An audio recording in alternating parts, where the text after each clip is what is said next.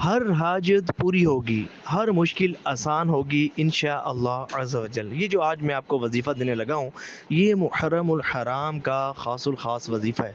اور انشاءاللہ جو بھی یقین کامل کے ساتھ اس وظیفے کو پڑھے گا نا، اس کی مشکل آسان ہوگی، اس کی حاجت پوری ہوگی، اس کی بیماری دور ہوگی، اس کی تکلیف دور ہوگی، اور اتنا نوازا جائے گا کہ جس کا وہ تصور بھی نہیں کر سکتا۔ دیکھیں، یہ جو شہدائے کربلا ہے نا،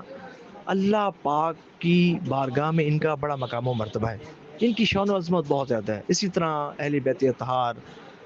اور پنجتن پاک شہدائے کربلا، ان کا وسیلہ اتنا بابرکت وسیلہ ہے کہ یہ وسیلہ اللہ پاک کی بارگاہ میں رد نہیں ہوتا، اور جو بھی ان کے وسیلے سے اللہ پاک کی بارگاہ میں حاضر ہوتا ہے، ان کا وسیلہ اللہ پاک کی بارگاہ میں پیش کرتا ہے، اور ان کا وسیلہ پیش کر کے دعا کرتا ہے نا، تو اللہ پاک ان کی دعاؤں کو قبول فرماتا ہے۔ آج میں بڑا ہی آسان آپ کو وظیفہ دینے لگا ہوں، اور آپ نے اس کی قدر کرنی ہے، اس کو یقین کامل کے ساتھ آپ نے پڑھنا ہے، جس طرح بتاؤں گا ویسے پڑھنا ہے، اور ثواب کی نیت سے اس کلپ کو شیئر ضرور کرنا ہے، تاکہ نبی پاک علیہ الصلوۃ والسلام کے بہت زیادہ امتیوں تک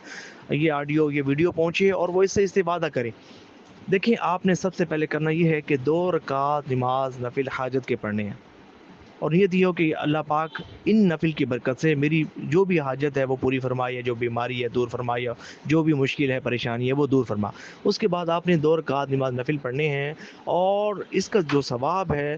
کس طرح پہنچانا یہ میں آپ کو بتاتا ہوں۔ 2 نفل پڑھنے ہیں، اور اس کے بعد 72 مرتبہ آپ نے درود ابراہیمی پڑھنا ہے، اور کس طرح پڑھنا ہے؟ کامل توجہ کے ساتھ، اہتمام کے ساتھ، خشوع و خضوع کے ساتھ، اور مکمل ادب و آداب کے ساتھ، اور حضور نبی پاک علیہ الصلوۃ والسلام کا مبارک تصور ذہن میں رکھتے ہوئے، حضور نبی پاک علیہ الصلوۃ والسلام کی شان و عظمت ذہن میں رکھتے ہوئے، حضور نبی پاک علیہ الصلوۃ والسلام کا مبارک تصور ذہن میں رکھتے ہوئے، اور حضور نبی پاک علیہ الصلوۃ والسلام کی محبت میں ڈوب کر آپ نے، اور اہل بیت اطہار کی محبت میں ڈوب کر آپ نے 72 مرتبہ درود ابراہیمی پڑھنا ہے۔ اور کب تک پڑھنا ہے؟ جب بھی یہ آڈیو سنیں، اس ویڈیو کو سنیں، آپ نے اس مبارک یہ جو مہینہ ہے محرم الحرام کا، سارے مہینے آپ نے یہ عمل کرنا ہے، مختصر عمل ہے، زیادہ ٹائم نہیں لگے گا، اور 72 مرتبہ آپ نے درود ابراہیمی پڑھ لیا۔ درود ابراہیمی پڑھنے کے بعد آپ نے 2 نفل اور درود ابراہیمی، اس کا ثواب